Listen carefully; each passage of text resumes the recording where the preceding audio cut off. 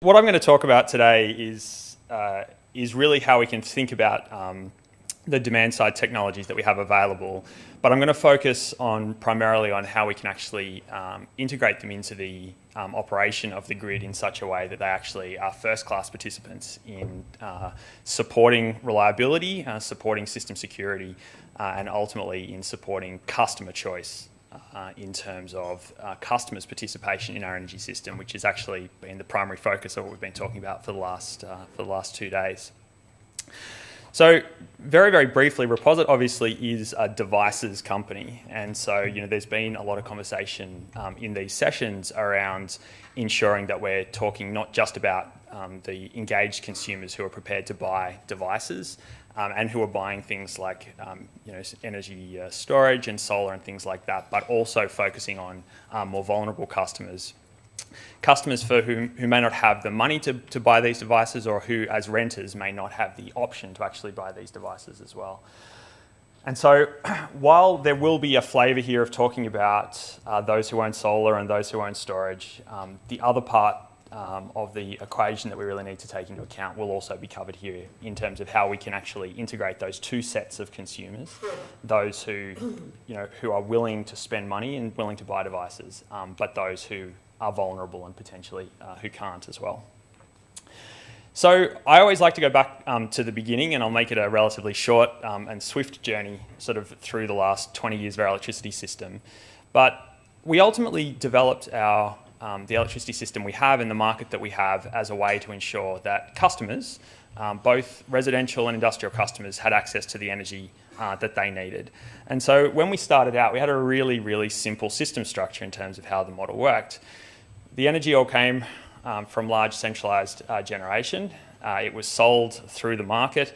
It physically travelled through the transmission and distribution network and arrived at the consumer. And the price signal the consumer had was just the retail tariff. And so this is an easy world to understand, and largely for the last 20 years since the market came into being, it's served us relatively well in ensuring that consumers have access to the energy that they ultimately need. But as we know, over the last sort of 5 to 10 years, we've seen some really significant changes. We've seen huge amounts of solar roll out into the grid, and it's always hard to keep track of precisely how many houses have panels, but I'll take the number from this morning as 1.8 million. It was only 1.6 million not too long ago. And that number is supposed to double by 2020, all right, which is a monstrous amount of distributed generation when you think about it, that we're going to double in the next 3 years what we've rolled out in the last 10 to 12. So that's the first thing, obviously, that we're dealing with on the demand side. The second thing we're dealing with on the demand side is the deployment of residential batteries. And so the forecasts are that we're going to have 1 million batteries in the grid by 2020. And so we've got a little bit of a way to go there, only about 975,000 to go. But if you look at the cost curves on storage, you start to realise that it makes a lot of sense for a lot of customers, and increasingly so as prices continue to rise, to actually invest in energy storage. And you think about, we tend to think about energy storage as being sort of novel and unique, but when you go to a barbecue, your friend does not point out their new hot water heater that they've had installed around the back. And that's where resi storage is actually going. It's going to be something that's going to be reasonably ubiquitous in a reasonably substantial number of dwellings around Australia. And the other trend we're seeing is companies like Reposit and many others who are developing energy management solutions for the home and putting reasonably sophisticated intelligence on the demand side of the grid. And the reason for doing that is relatively obvious, because customers are buying devices, they want those devices to work optimally, and they want them to work for them. And so spending that extra money to ensure that you have something that's orchestrating all of these devices in your home for your benefit and working to lower your cost of energy is pretty obvious. But where we've ended up in all of this is that we've ended up in a relatively complicated system structure now. We have this clear division now between consumers who are passive consumers and who include sort of the vulnerable groups that we talked about yesterday. We now have prosumers who are generating from solar panels, potentially generating and storing, and in lots of cases now are actually using that stored energy to actually provide services not only to the market, but also to the distribution and transmission networks. And when we talk about things like reliability and security and things like that, it's important to note that residential batteries are already providing many of those services. Yes, at a small scale, but residential storage can already deliver services into frequency control, ancillary services across the majority of those markets.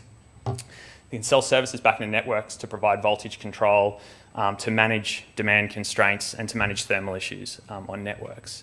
So we already have the ability to actually deliver those services. The goal now is to understand how we can give them back. I spoke way too early. And so really what I'd like to sort of summarise before the next bell goes off is really the simple things that I think we can do to make this work. And it falls into three categories. The first is that we actually need to ensure that we have adequate coordination on the demand side for those resources between delivery of services to networks and delivery of services to the market. And it's pretty clear why this has to happen. Ultimately, there's only one pipe from your house into the electricity system. You can't sell something into the market if you can't get it out the pipe. And so unless you have this appropriate coordination, we are going to have a system where there's going to be a lot of promises made in terms of delivering services from the demand side, but it's not going to actually work.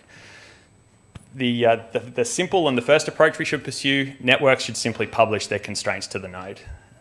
By doing this, devices on the demand side can appropriately optimize in order to ensure that they're only responding in markets to services they can provide. The second thing, which I think is going to be useful, is then using these constraints to actually report on appropriate network planning and where that needs to happen.